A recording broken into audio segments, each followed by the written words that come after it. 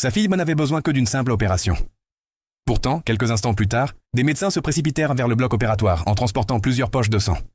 Le père fut envahi par la peur.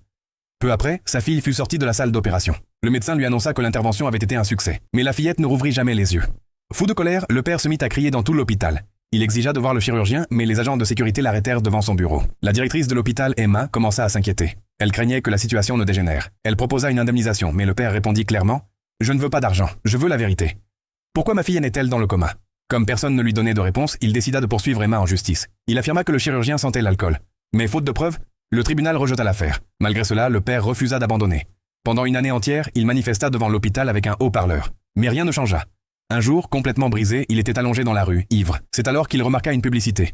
Il composa le numéro. Quelques heures plus tard, un taxi s'arrêta devant lui. Après avoir entendu son histoire, l'équipe élabora un plan.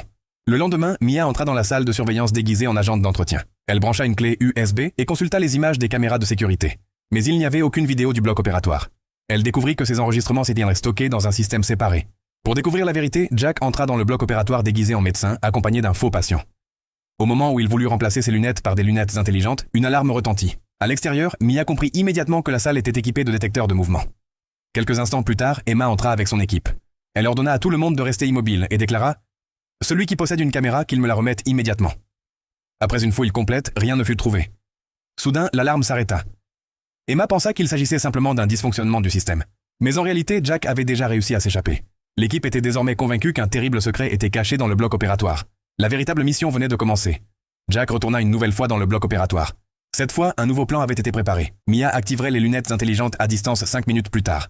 Lorsque l'alarme se déclencha, Emma entra personnellement dans la salle, retira les lunettes de Jack et les posa de côté. Mia activa immédiatement la caméra. Une fois de plus, Emma crut qu'il ne s'agissait que d'un simple bug du système.